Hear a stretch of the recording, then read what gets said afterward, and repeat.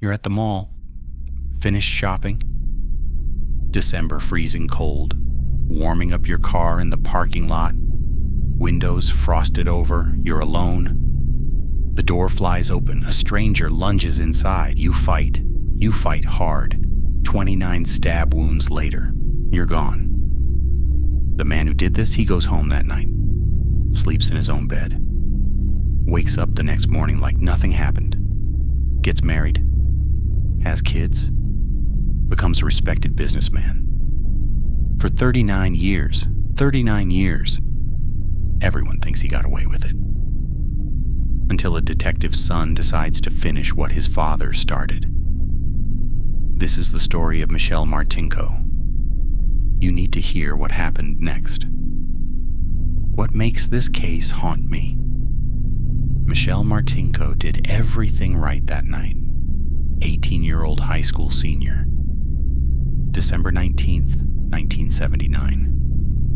Went to a choir banquet, then to the mall. Brand new. It opened only 2 months. Picking up a coat her mom had put on layaway for Christmas. $186 in cash to pay for it. In 1979, real money.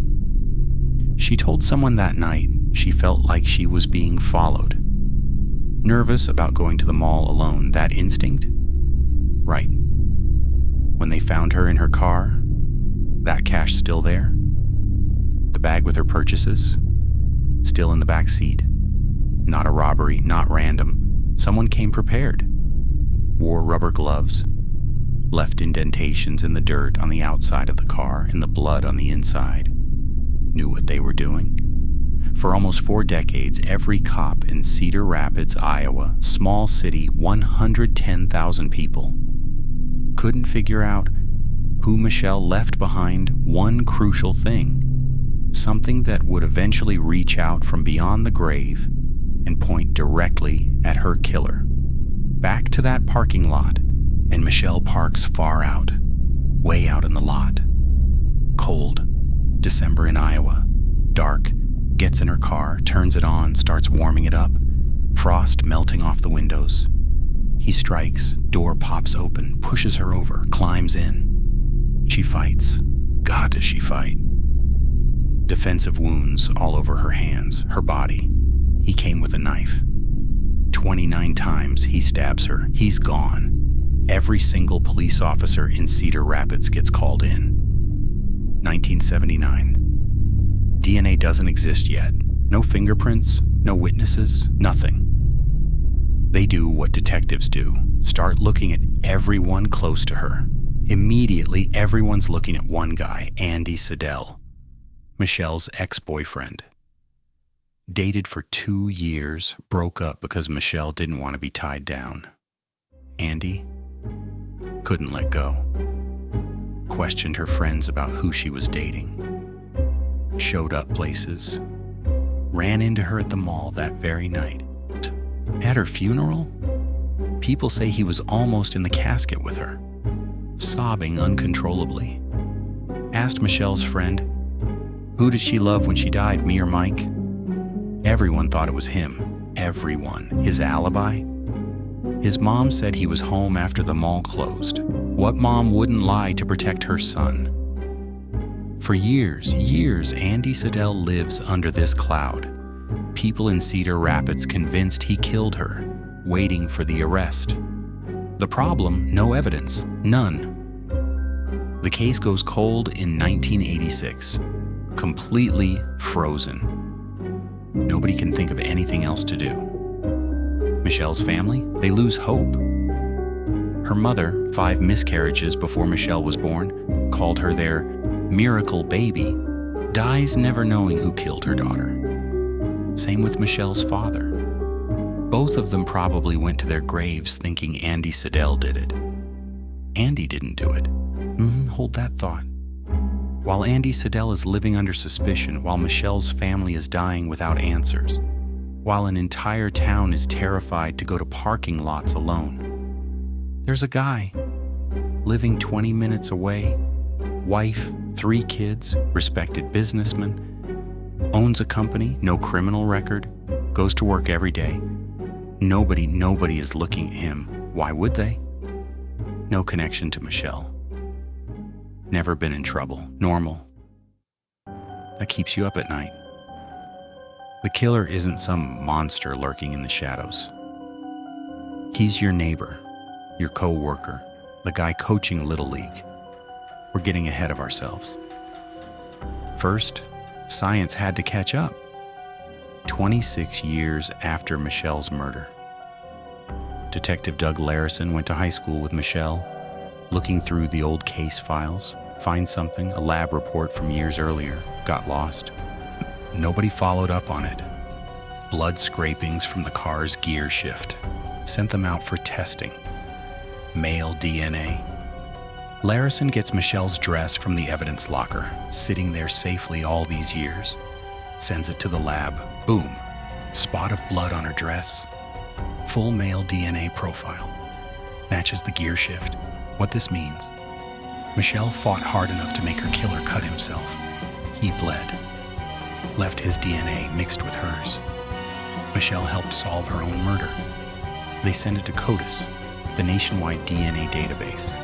If this guy has any record, they'll get a hit. Nothing, no match. The hard way. Start collecting DNA from everyone. Mike Weirick, her other ex-boyfriend? Negative.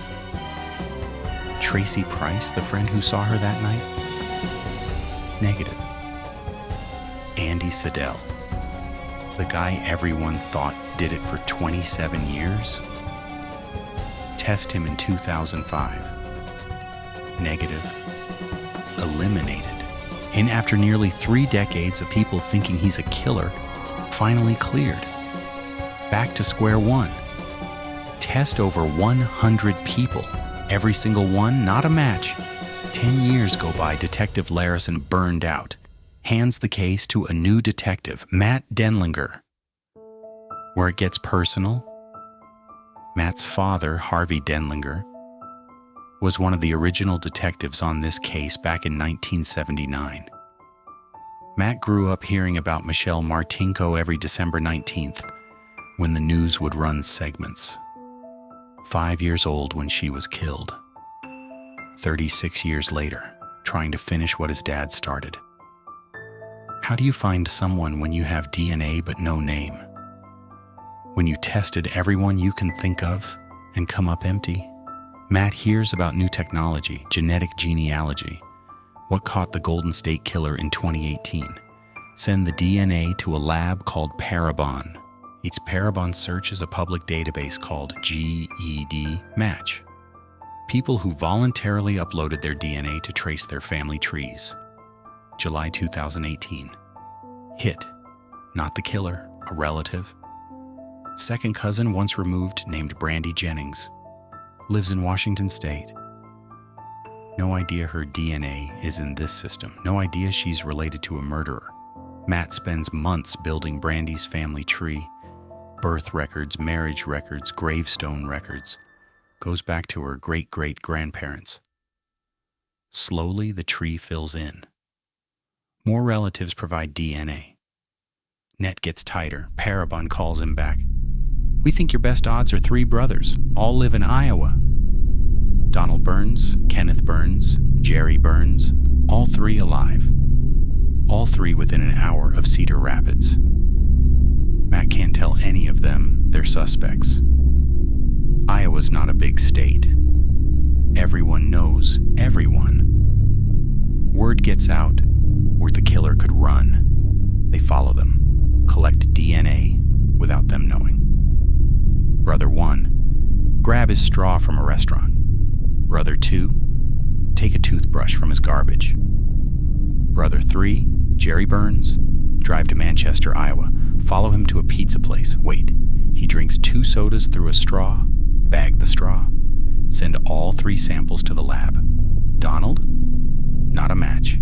Kenneth? Not a match. Jerry? Exact match. Matt Denlinger, speechless. Calls the lab back. Are you sure? Is this really our guy? Yes. What makes this chilling? Jerry Burns has no connection to Michelle Martinko. None. Can't find anything linking them. Didn't know her. She didn't know him. No criminal record, family man respected in his community.